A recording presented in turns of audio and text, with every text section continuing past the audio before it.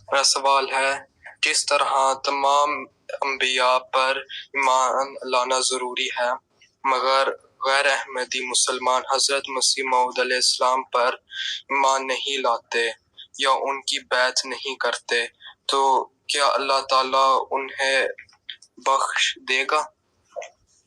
دیکھو جی، جب بخشنا یا نہ بخشنا اللہ تعالیٰ کا کام ہے۔ اللہ تعالیٰ نے فرمایا ہے کہ تم جو میرے نبی ہیں ان پہ ایمان لاؤ، اور قرآن کریم میں مسلمانوں کو یہی کہا ہے نا کہ سب نبیوں پہ ایمان لاؤ۔ اور حضرت صلی اللہ علیہ وسلم نے پیشگوئی بھی فرمائی کہ آخری زمانے میں مسیح و مہدی آئے گا۔ یہ اور بات ہے، ہم کہتے ہیں کہ وہ امت میں سے آئے گا، مسلمانوں میں سے ہی آئے گا، مسیح موعود کی صورت میں آ گیا، ہم نے مان لیا۔ باقی مسلمان کہتے ہیں کہ نہیں، عیسیٰ علیہ السلام آسمان سے اتریں گے اور پھر مہدی کے بھی پیدا ہوگا، پھر وہ بھی آئے گا اور دونوں مل کے یہ کریں گے وہ کریں گے۔ خیر وہ لمبی کہانی ہے۔ تو جو بھی آئے گا وہ نبی ہوگا۔ مسلمان بھی مانتے ہیں عیسیٰ علیہ السلام آئیں گے تو وہ بھی نبی کی شکل میں آئیں گے۔ ہم بھی مانتے ہیں کہ مسیح موعود جو بھی آئے گا نبی کی حالت میں آئے گا۔ تو ہم نے مان لیا، انہوں نے نہیں مانا۔ حضرت مسیح نے فرمایا کہ اللہ تعالیٰ کا جو معاملہ ہے نا نام ماننے کا، وہ اللہ تعالیٰ کا اگلے جہان میں ہے۔ کس کو کیا سزا دینی ہے، کس کو بخشنا ہے، کس کی نیکی پسند آئی، کس کی نہیں پسند آئی، کس کو کم سزا دینی ہے، کس کو زیادہ سزا دینی ہے۔ اس دنیا میں جو لوگ فساد کرتے ہیں نا اور ظلم کرتے ہیں ان کو اللہ تعالیٰ سزا دیتا ہے اس دنیا میں بھی، اور اگلے جہان میں بھی ان کو سزا دے گا۔ باقی قوموں کی تباہیاں جو ہوتی ہیں وہ صرف اس وجہ سے نہیں آتی کہ انہوں نے نبی کا انکار کر دیا، اس لیے آتی ہیں کہ وہ پھر ظلم بھی کرتے ہیں۔ اور اب دیکھ لو مسلمانوں پر اکثر جگہ لوگ سمجھتے ہیں کہ یہ مسلمان بڑے اچھی حالت میں ہیں جی، پیٹرول کے پیسے آ گئے، ان کے پاس بڑے امیر ملک ہو گئے، پاس بڑے امیر ہیں مسلمان۔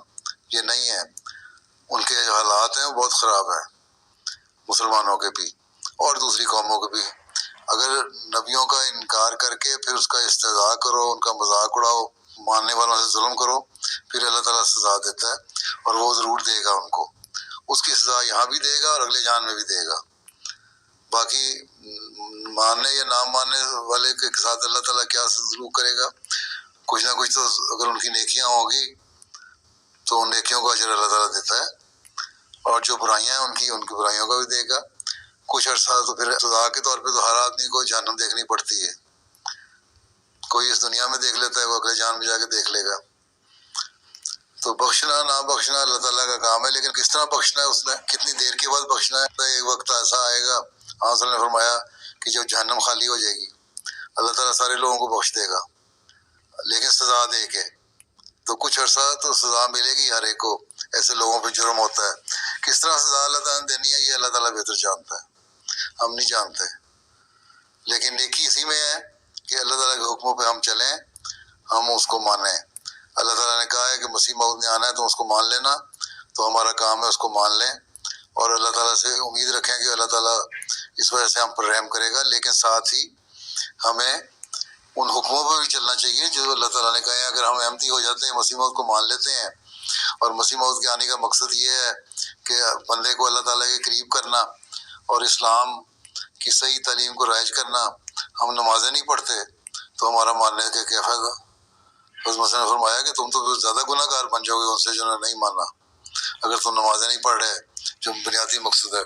اگر تمہارے اچھے اخلاق نہیں ہیں، اچھے مورل نہیں ہیں، تو تم تو زیادہ گناہ گار بن گئے۔ اگر تم بری باتوں میں اس دنیا میں ملوث ہو، دنیا میں پڑ گئے ہو، اور بظاہر دعویٰ یہ کہ میں نے مسیح موعود کو مان لیا تو میں بخشا جاؤں گا، یہ تو نہیں بخشا جانے والی بات، عمل بھی کرنا پڑے گا۔ اس لیے اللہ تعالیٰ نے فرمایا کہ عمل کرو ساتھ۔ حضرت مسیح نے فرمایا کہ اگر مجھے ماننا ہے تو عمل کرو، صرف اس بات پہ خوش نہ ہو جاؤ کہ میں نے مسیح موعود کو مان لیا۔ ٹھیک ہے، ہمیں بھی اتنی فکر کرنی چاہیے بجائے دوسروں کی فکر کرنے کے کہ ہم نے ماننا ہے تو ہمارے اندر پھر پاک اور نیک تبدیلیاں بھی ہونی چاہیے۔ اگر مان کے بھی ہم نے اپنے اندر تبدیلیاں پیدا نہیں کی اور نیکیاں پیدا نہیں ہوئیں، ہماری نمازیں اور ہماری عبادت کے جو سٹینڈرڈ ہیں وہ اچھے نہیں ہوئے، تو پھر ہمیں فکر کرنی چاہیے اپنی بجائے دوسروں کی فکر کرنے کے۔ ٹھیک ہے، ٹھیک ہے، جزاکم اللہ۔ السلام علیکم۔